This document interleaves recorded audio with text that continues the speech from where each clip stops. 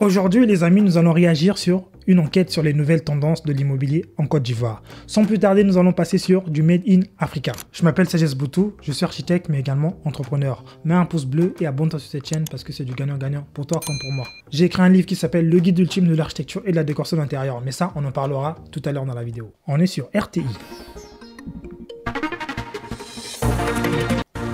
Ce numéro sera consacré au marché de l'immobilier avec un focus sur le business de la location d'appartements meublés, une activité en plein boom en Côte d'Ivoire.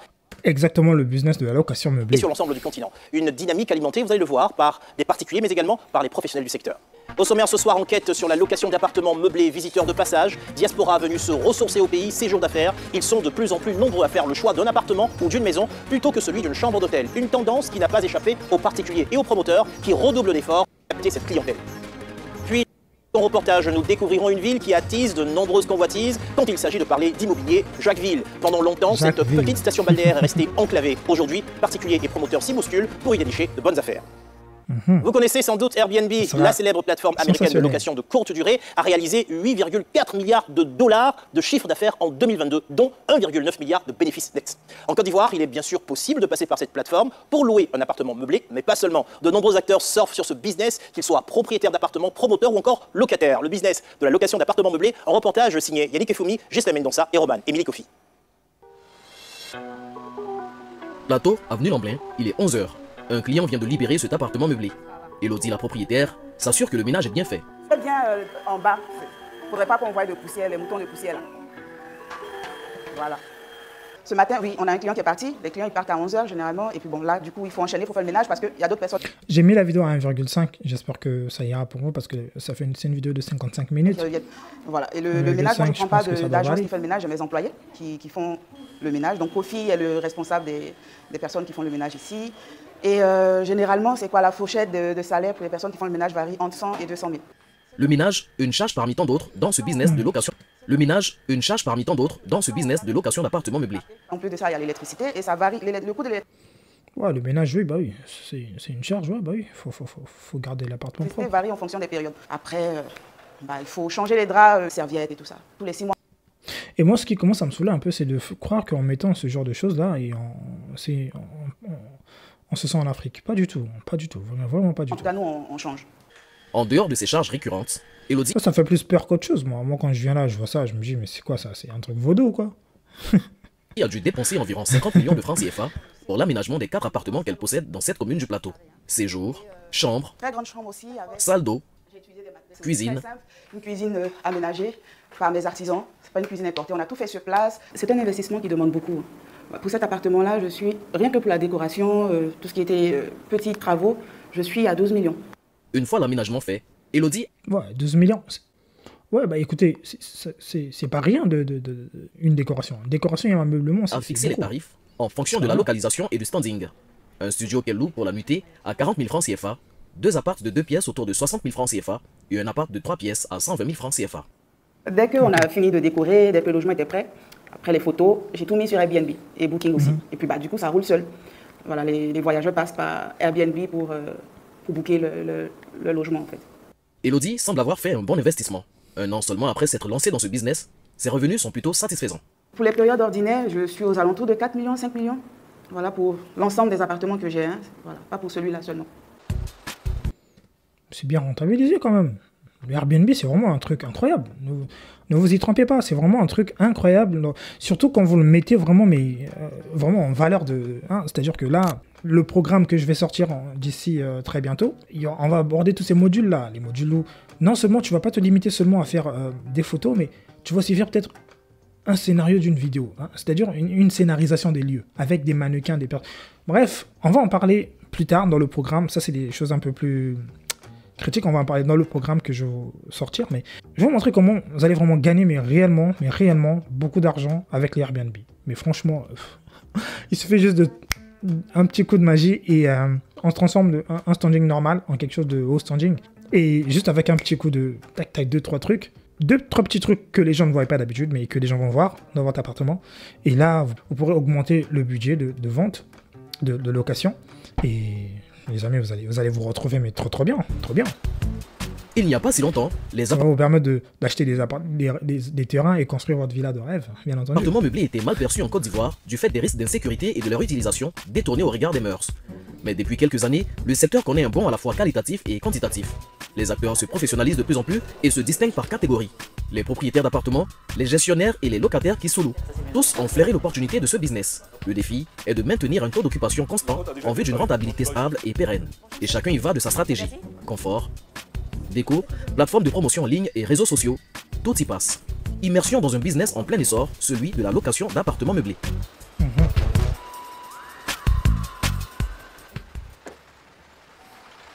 Certains propriétaires d'appartements meublés préfèrent gérer eux-mêmes leurs biens. D'autres, par contre, trouvent moins contraignant de confier cette gestion à des spécialistes comme Kankanga. Situé en zone 4 à la rue Pierre et Marie Curie, l'agence OUA Concept qu'il dirige est spécialisée dans la gestion d'appartements meublés. Aujourd'hui, on a une dizaine de propriétaires dont on s'occupe de la gestion. Voilà, ça peut être des personnes physiques, et puis ça peut être des sociétés comme des SCI familiales. Voilà. On va dire un quart de ces propriétaires sont à l'étranger et puis le reste sont des locaux, voilà, mais qui n'ont pas le temps de s'en occuper. Puis après, les profils sont très divers. Vous avez des personnes qui sont retraitées et qui ont voilà, ce petit investissement. Vous avez des jeunes couples. Ça, c'est un gros business. Parce que quand tu as plusieurs biens maintenant, tu n'as pas envie de les gérer. Parce que même ici en France, quand tu achètes plusieurs appartements et que tu ne veux pas les gérer, tu les confies à une société de location immobilière, une société immobilière qui gère tes biens. Et oui, et eux, ils vont prendre, je sais pas moi, 5%, 2%, quelque chose, un pourcentage dans le montant de ta location. Mais c'est la meilleure solution parce que le but, c'est vraiment, quand tu as de l'immobilier, le but, c'est vraiment d'avoir un truc qui est presque passif, où tu ne fais rien.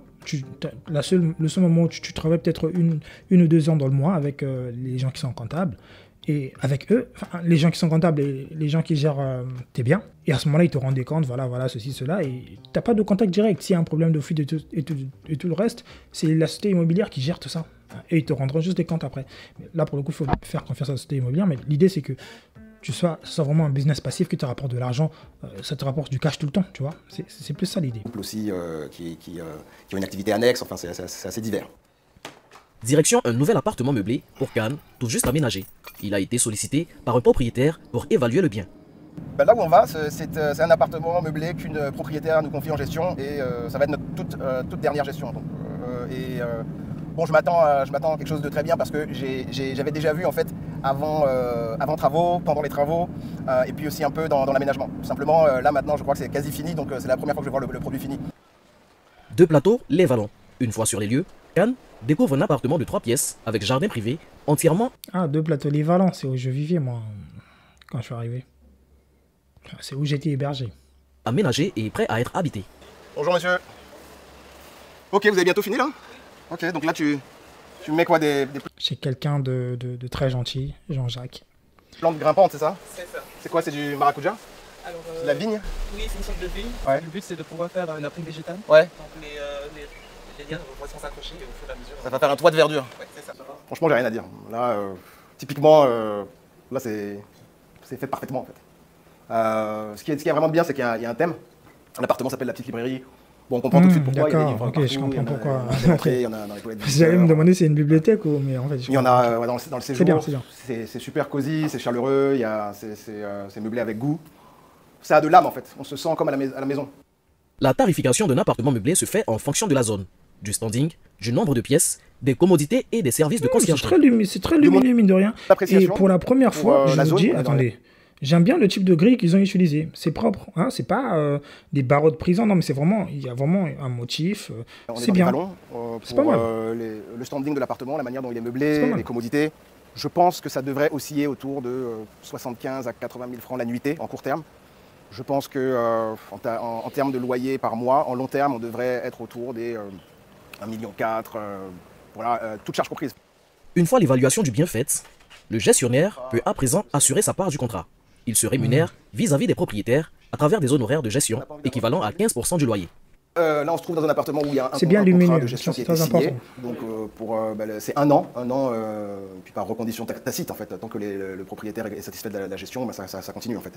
Après, tous les trimestres, en fait, on envoie aux propriétaires des rapports de gestion trimestriels où ils vont voir un peu l'activité, tous les revenus qu'il y a eu, toutes les dépenses qu'on a eu à faire, et puis on va reverser le solde aux propriétaires. Lorsque Cannes se lançait dans cette activité en 2022, le marché de la gestion locative était encore assez bas. Lui, il s'est lancé qu'en 2022. Mais bon, attendez, l'immobilier après un gros boom, bah oui. Parce qu'en 2020, il y avait eu une correction, parce que même nous, pour acheter des biens immobiliers, c'était vraiment galère. Et même pour construire aussi, c'était vraiment galère. Mais je sais qu'en 2021, ça a commencé à reprendre un peu du souffle. Bah, aujourd'hui, ça c'est un peu plus... Il y a plus une correction, mais bah, là, je parle surtout à l'échelle française. Mais franchement, l'avantage avec l'immobilier, c'est que le bien prend toujours de la valeur. Peu importe le moment. Mais ça prend toujours de la valeur. Si ça peut subir des corrections, mais pas perdre sa valeur comme avec les crypto-monnaies, par exemple.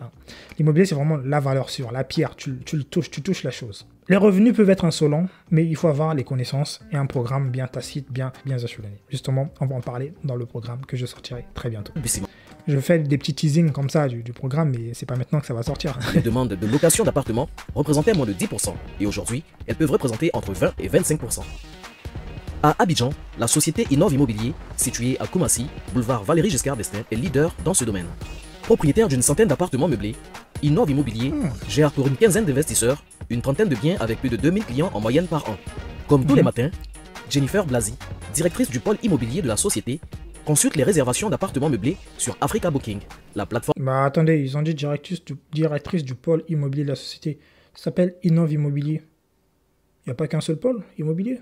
Il y a d'autres pôles En ligne propre à la dite société. On a décidé de créer cette plateforme-là, qui s'appelle Africa Booking, pour diverses raisons. La première raison est une question économique. Voilà, l'actuelle plateforme, elle facture à ses clients entre 12 et 17% de frais aux clients, et à nous autres, elle nous facture 3%.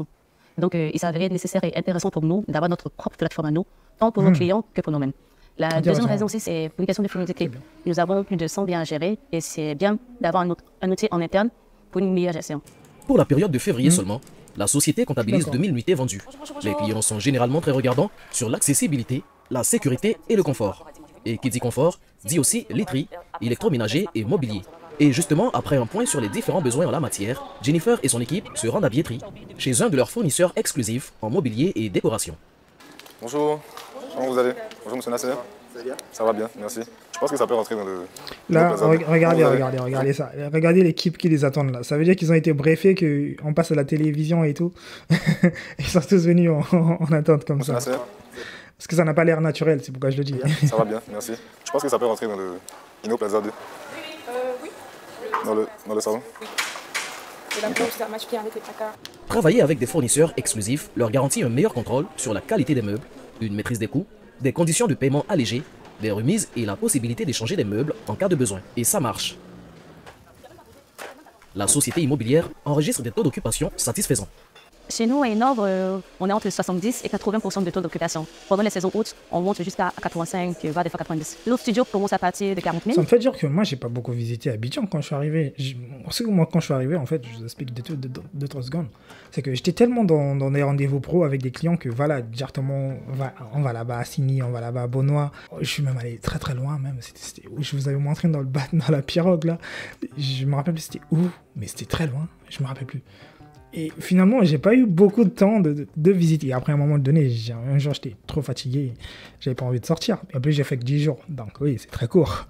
Mais je vous promets que cette fois-ci, on va vraiment apprécier les lieux. On va vraiment se balader, visiter. D'ailleurs, je ferai savoir à ceux qui sont sur place. Si, on va même organiser un truc.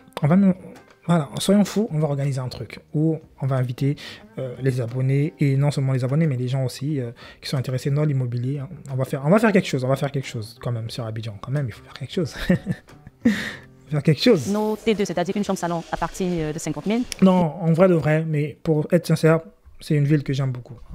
J'ai beaucoup aimé la ville. Ça faisait longtemps que je n'étais pas retourné en Afrique. Le fait d'y aller, certes, ça m'a changé un truc, mais j'étais tout de même très content d'y être. J'étais tout de même très content d'y être parce que ça m'a apporté une nouvelle vision, de me dire, de concrétiser les choses, de me dire, ok, il y a beaucoup à faire, il y a vraiment énormément de choses à faire. Et j'étais très content de savoir qu'il y avait des projets ambitieux qui se lançaient de plus en plus. Et c'est une très bonne chose. C'est honnêtement un avis très très honnête pour le coup. Nos T3 à partir de 80 000, nos T4 à partir de 100 000. On s'y sent bien. La plupart des gens, quand je suis venu, j'ai même conseillé à 2-3 amis d'y aller. Quand ils sont allés, pour le moment, il y en a une qui est restée et on s'y sent bien. On s'y sent vraiment bien. Pour être une jeune entreprise, on a commencé fin 2021. quand tu sais quoi faire, bien entendu. C'est pas tu viens, tu croises les bras et tu attends que la vie te tombe dessus. Non, faut être actif, faut travailler dans le pays. Faut pas être là, tu viens juste pour te balader. Non, faut travailler. Tu peux aussi venir pour visiter, mais il faut apporter quelque chose. Voilà, c'est ce que je voulais dire. Et au fil des années, on fait de nouvelles acquisitions. Donc, la rentabilité est échelonnée dans le temps. Parce qu'on a commencé avec, je crois, 10 biens. Là, on a plus de 100 biens. Donc, vous voyez, même si au bout de 2 ans, nos premiers biens ont été rentables, mais les autres biens sont en cours de rentabilité. Donc, c'est évolutif. Si le business de la location d'appartements meublés s'avère d'une rentabilité quasi certaine, les coûts d'investissement ne sont pas négligeables. Alors, pour se lancer... Ah oui, ce qui est compliqué dans l'immobilier et tout, c'est vraiment l'investissement. C'est vraiment la construction en elle-même. Ça, c'est très compliqué. Il y a plusieurs façons de le faire, un peu comme celle-là qui va faire la sous-location, une personne qui est propriétaire, une autre personne qui va faire juste la gestion des biens. Tu as plusieurs façons de le faire, c'est plusieurs déclinaisons. Tu vois, celle avec laquelle tu t'alignes le mieux. Mais tu n'es pas toujours obligé, encore une fois, en 2024, tu n'es pas toujours obligé de commencer en construisant. Non, tu peux aussi faire comme elle fait, de la sous-location, mais tu construis, tu loues par exemple un bien, tu préviens pour un propriétaire ou signer un bail normalement, et ensuite là, tu te dis ok, je dois prendre le programme que M. Boutou a sorti sur l'aménagement et la décoration. Là, on va utiliser la technique de l'illusion. On va tromper. On va tromper le regard. Le regard, on va le diriger vers une certaine sublimation. Parce que ça doit vraiment suivre avec le prix. Et chaque fois que tu auras des gens qui vont louer ton bien, sache que tu auras toujours une rentabilité très élevée et tu vas très très vite passer par un deuxième bien, un troisième, un quatrième, un cinquième. Et ensuite, tu vas construire ton propre bien, tu vas augmenter tes rentabilités. Il faut toujours voir les choses comme ça. La vie, c'est des investissements, des petits jusqu'à ce que ça devienne grand. Certains, faute de moyens conséquents, ont fait le choix de débuter par la sous-location. C'est le cas pour Marina Timité. J'ai procédé par le biais d'une agence immobilière. Je suis allé voir des agences immobilières parce que quand je me suis lancé, j'ai essayé de voir un peu ce qui se passait sur le milieu. J'ai aussi fait une étude de marché pour voir les prix des environnements parce que l'emplacement est un facteur très essentiel pour l'organisation et l'agencement d'un meublé en fait. Elle a dû investir en tout 7 millions de francs CFA pour accéder à cet appartement de 2 pièces situé en zone 4. 2 mois de caution, 2 mois d'avance et 1 mois pour les frais d'agence, pour un loyer mensuel de 450 000 francs CFA. Il a fallu aussi ajouter l'aménagement, la décoration et l'équipement. Et pour sous-louer l'appartement, elle a obtenu l'autorisation du propriétaire. Le propriétaire ne me pose pas de conditions dans le sens où, lorsque j'ai démarré l'activité, j'ai été clair avec lui en lui disant que je souhaitais effectivement louer ce bien-là pour une sous-location pour recevoir des clients. Et il n'a pas posé de conditions quelconques. Ses clients savent que c'est de la sous-location et n'y voient aucun inconvénient. Allô ? Oui, Giovanni. Oui. T'es en train d'arriver ? En route, hein. D'accord. Ouais. D'accord. Je suis là dans une quarantaine de minutes, c'est bon pour toi ? C'est bon pour moi, je suis déjà là, je t'attends. Ah, tu es déjà là ? Oui. Ok, ça marche. Je te ramène la localisation via WhatsApp. Ok, ça marche là. À tout de suite. À plus tard. Je reçois plus de clients venant de l'étranger la plupart du temps. Les clients, ils restent en général une semaine, 3 jours minimum. Les plus petits clients que j'ai pu avoir, c'est pour une minimum de nuitée de 3 jours. La plupart du temps, je suis à 50 000 francs jour, mais tout dépend en fait de la durée de réservation du client, parce que j'ai des possibilités de remise. Gérer un tel business n'est pas de tout repos, et Marina use de toutes les stratégies possibles pour arriver à rentabiliser. Il faut avoir un système de communication derrière, il faut avoir du contact. Dans cette activité, c'est très important, le portefeuille client. Sans portefeuille client, c'est un peu galère, on va dire. Mais il faut aussi travailler, il faut communiquer, il faut présenter les biens sur les réseaux comme je fais de temps en temps, du bouche à oreille, contacter des agences. Ça demande quand même de l'énergie. C'est pas. Vous savez, pour la petite anecdote, je voulais pas le dire, mais quand je suis arrivé à Abidjan la première fois, et j'étais dans le Yango avec justement un ami qui m'a reçu. Et en fait, vous savez, faut pas vous moquer, mais en fait, il faut vous dire que quand tu es en Europe, quand tu as grandi, tu as vécu, on va te dépeindre l'Afrique d'une certaine façon, d'une certaine manière. On va te la dépeindre, voilà, l'Afrique, voilà, c'est rudimentaire, il y a encore des choses qui sont très vieux. C'est pas totalement faux, mais c'est pas non plus totalement vrai. Parce que l'Afrique, les gens, ils partent souvent de l'Afrique de façon très générale. C'est comme si l'Afrique, c'était un pays. Non, l'Afrique, c'est plusieurs pays. Et chaque pays a son évolution, chaque pays a ses problèmes, chaque pays a son histoire, chaque pays a ses problèmes, a ses problématiques. Et donc, moi, arrivant en Côte d'Ivoire, et donc le chauffeur, il a mis le GPS et tout. Moi, j'étais là. Attends, le GPS il marche. Et mon ami il est tenté de rigoler, il m'a dit t'as cru on est où? Mais en fait c'est pas ma faute. On m'a dépeint, il n'y a pas que moi, on dépeint les choses aux gens de façon à ce que les gens croient que l'Afrique c'est vraiment un gros bloc. On va prendre un pays en Afrique qui est vraiment reculé, on va globaliser ça, on va dire que c'est l'Afrique. Non, je suis désolé. Il faut changer ce discours-là de dire l'Afrique en Afrique, non. Au Congo, au Bénin, au Mali. Parce que quand on parle la France, on ne parle pas juste de l'Europe. En Europe, nous, ici en Europe, non. On dit en France, en Suisse, c'est pas la même réalité. En Italie, c'est pas les mêmes réalités. Il n'y a pas les mêmes taux de chômage, il n'y a pas les mêmes ceci. Donc, les pays sont vraiment individuels. C'est vraiment une mauvaise façon de globaliser les pays, de dire en Afrique. Non, c'est faux. Et puis les gens qui disent en Afrique il fait chaud, c'est pas toute l'Afrique, c'est pas comme ça. Donc il y a des climats qui sont tropicaux humides, des climats qui sont secs, méditerranéens, ça dépend, c'est comme ça. C'est pas un bloc monolithique où ok, l'Afrique c'est un pays, il n'y a pas un seul président africain, il y a plusieurs présidents africains, il y a plusieurs pays d'Afrique. Et donc c'est pour revenir à ce cas-là, c'est que ça m'avait surpris à la fois et ça m'avait fait très plaisir de savoir que voilà, même si je me perdais à un moment donné, bah, j'avais mon GPS, tac tac tac, et je pouvais appeler mon Uber, je pouvais appeler, je me sentais, j'étais pas vraiment dépaysé pour le coup, hein, par rapport à ce que je m'étais dit avant, hein. Et c'est pourquoi ça m'a beaucoup encouragé, ça m'a fait plaisir cette démarche-là. On se lève et puis on fait un meublé et tout de suite ça marche, non. Parce que j'ai connu une période aussi de vache maigre, on va dire, quand je me suis lancé dans cette activité. En moins d'un an d'activité, elle s'en sort plutôt bien. Les revenus, on va dire que tout dépend, on va dire, de l'occupation concrètement, parce qu'une fois le loyer est sorti, les factures, les charges du pressing notamment, on peut tourner grosso modo sur, 400 000 francs par mois. Le business de la location d'appartements meublés ne cesse de croître. Selon des experts, les appartements meublés étaient au nombre de 200 en l'an 2000 et sont passés à plus de 2000 dans la capitale économique. Retour sur le plateau de Made in Africa et pour débattre ce soir, j'ai le plaisir d'accueillir Jennifer Blazy, directrice du pôle immobilier chez Innov Immobilier, avec elle Lanciné Bakayoko, journaliste économique chez RTI, et Kan Kanga, associé gérant chez Soua Concept. Madame, messieurs, bonsoir et bienvenue ce soir dans Made in Africa. Avec vous, on va tenter de tout savoir sur le business de la location meublée. D'abord, la question de la location. Comment se porte le marché de la location en Côte d'Ivoire? Question pour vous, Jennifer Blazy. La location générale. De manière générale, ça connaît un vrai boom, vu que la Côte d'Ivoire même, en tant que pays, on a une croissance économique assez soutenue. Lanciné Bakayoko, on a besoin de biens. Chaque année, il faut construire de nouveaux logements. On n'a pas encore atteint la vitesse aux croisières, donc les Ivoiriens se rabattent sur la location. Votre regard sur le boom de la location dans notre pays? Oui, le boom de la location vente est dans la dynamique de la croissance économique qui est très soutenue, comme l'a dit Jennifer. Et puis, il y a que la... Oui, il y a vraiment une grosse croissance. Vous n'imaginez pas le nombre de demandes que je reçois tout le temps, hein, pour des gens qui veulent construire en Côte d'Ivoire, des gens qui veulent construire des villas, des gens qui veulent construire des immeubles pour faire de la location, de la vente. Il y a de tout. Et principalement, mes demandes, ça vient de la Côte d'Ivoire et du Togo aussi. Le Togo aussi, il y a vraiment un boom aussi. Oui. Donc, il y a la Côte d'Ivoire et le Togo aussi. Ça, c'est les principaux pays actuellement dans lesquels je ressens de l'afflux des gens qui veulent construire, bien entendu. La politique ivoirienne aujourd'hui, en tout cas pour ce qui concerne le gouvernement, a décidé de promouvoir le tourisme intérieur. Or, il est évident que les hôtels classiques n'ont pas aujourd'hui la capacité, même si là aussi il y a un boom, mais n'ont pas la capacité d'héberger l'ensemble des expatriés, des touristes et des clients potentiels de ces résidences, de ces hôtels. Donc, ça veut dire que c'est une activité qui est en expansion, en grande expansion. D'abord pour le bien de l'économie, mais pour le bien aussi de la capacité des Ivoiriens aujourd'hui à accueillir tous ceux qui veulent venir en Côte d'Ivoire. Merci, Lanciné Bakayoko. Alors, juste une petite question pour vous, je vous adresse cette question directement. Tout à l'heure, il disait que non seulement il y a des clients qui viennent de l'extérieur, mais il y a une promotion du tourisme intérieur. Est-ce que vous confirmez que vous avez aussi, parmi les clients qui demandent la location meublée, des clients qui sont sur place? C'est clairement pas la majorité de nos clients. C'est pas la majorité. Et chez vous? Ce n'est pas la majorité de nos clients, mais ça existe bel et bien. Ouais. Oui. Alors, concrètement, vous gérez un portefeuille de clients qui mettent leur appartement en location. En quoi est-ce que ça consiste concrètement, le travail que vous faites? Les propriétaires, oui. Ils nous mandatent pour s'occuper de A à Z de la gestion de leurs biens meublés. Alors, un peu comme une agence immobilière, quoi. Cela prend plusieurs aspects. On peut s'occuper du paiement, du règlement des impôts, des abonnements, électricité, chaînes câblées, Internet. Ça, c'est l'aspect pratique. Il y a aussi l'aspect recherche, évidemment, des clients, des occupants, sélection des dossiers, collecter les loyers, et puis faire toute la gestion des séjours du client. On va peut-être revenir sur la façon dont vous trouvez les clients.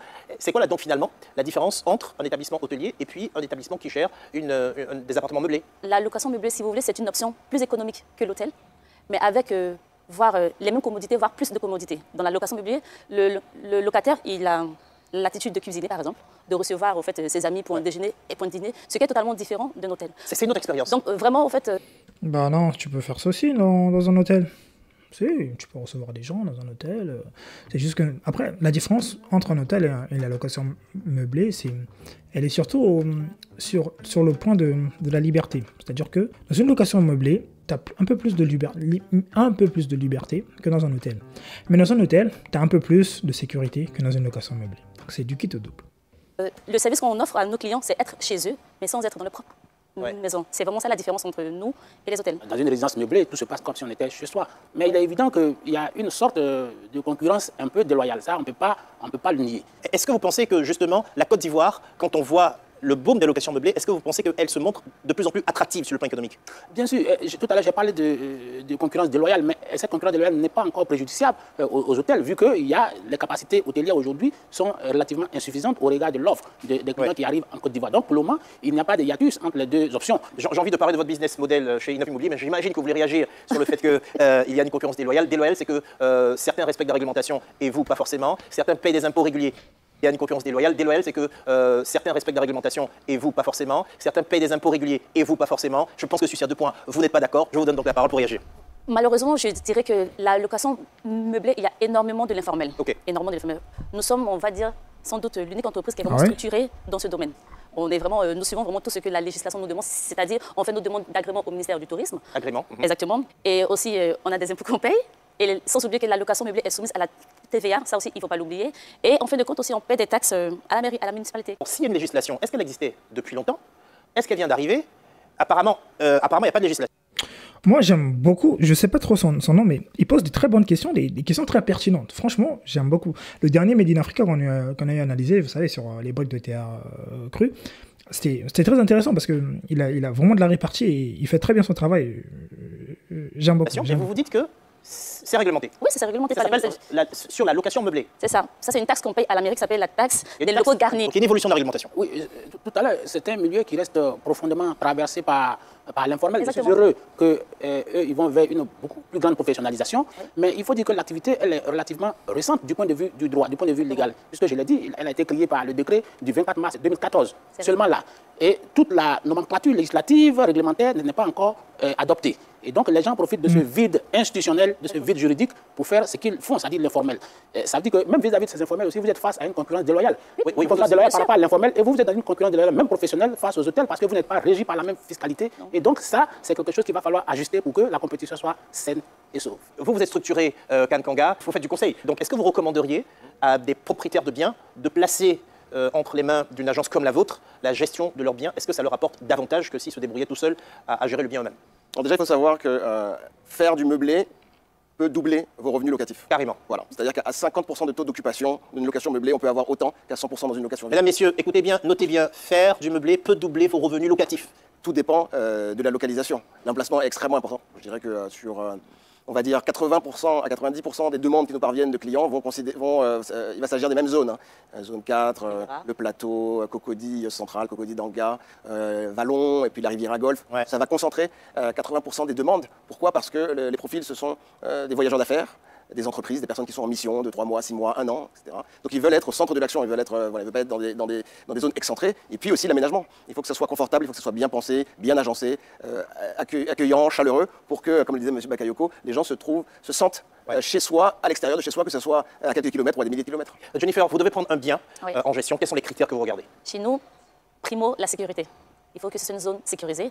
Le confort et bien sûr l'accessibilité. Ce sont les 3 critères indispensables. Alors, je reviens rapidement vers vous. C'est quoi votre stratégie commerciale? Comment vous trouvez vos clients? On a nos propres réseaux, notre propre site, mais aussi nous sommes sur des plateformes immobilières de type Airbnb, évidemment, qui est la plus connue, mais il existe d'autres plateformes immobilières sur lesquelles... ça se passe bien? Vous ramenez des clients via cette stratégie commerciale? Absolument. Alors, c'est très bien d'en parler parce que eux, justement, ils ont opté pour autre chose, développer leur propre plateforme de réservation et on a envie d'en savoir davantage. Comment est-ce que vous avez réussi à communiquer pour que cette plateforme soit connue auprès des expats qui arrivent?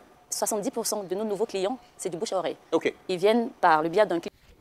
Le bouche à oreille, c'est très puissant. Parce que, mine de rien, moi, au début, quand j'avais cette chaîne, les clients du début, c'était les clients qui venaient parce que, voilà, ils m'ont découvert sur YouTube. Aujourd'hui, il y a beaucoup de bouche à oreille. Des gens qui me disent, oui, on a entendu, quelqu'un qui m'a recommandé, il m'a dit qu'il vous suit, il aime beaucoup votre contenu. Et voilà, c'est beaucoup du bouche à oreille.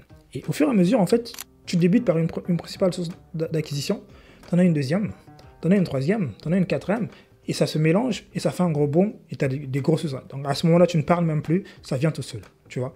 Et bah oui, il faut toujours commencer principalement par une source d'acquisition. Si c'est Facebook, c'est Facebook, si c'est YouTube, c'est YouTube, si c'est WhatsApp, c'est WhatsApp, enfin, j'en sais rien, ça dépend. Il y en a un million. Si c'est LinkedIn, c'est LinkedIn. Ou alors si c'est du bouche-oreille, c'est du bouche-oreille, mais bouche-oreille, franchement, faut pas. Bouche-oreille, c'est si les gens te connaissent déjà. Si on te connaît pas, On ne peut pas te faire de bouche à oreille. Qui est déjà satisfait, qui nous recommande. Donc, c'est ça qui fait notre force. Parce que tout client qui vient chez nous, il est enregistré automatiquement sur cette base de données. Donc, ce qui fait qu'on récolte ces informations. Et quand on récolte ces informations, c'est non seulement un client actuel, mais c'est un potentiel client pour d'autres réservations futures. Vous voulez réagir, Kanganga? Oui, je voulais compléter ce que Jennifer disait. Il ne faut pas négliger les collaborations entre agences. Ça se fait également dans les agences classiques qui font du vide. Évidemment, on ne peut pas fonctionner uniquement sur son portefeuille. Des fois, on a le bien, mais on n'a pas le client. Des fois, on a le client, mais on n'a pas le bien. Et dans ce cas-là, ce sont des collaborations entre agences avec des partages de commissions 50-50. Concrètement, qu'est-ce que vous avez à dire sur ça? Vous étiez très axé sur le fait qu'il y a une concurrence déloyale qui pourrait se positionner. Il faut que la législation puisse être complète. Quelle est votre réaction justement sur l'évolution de ce métier?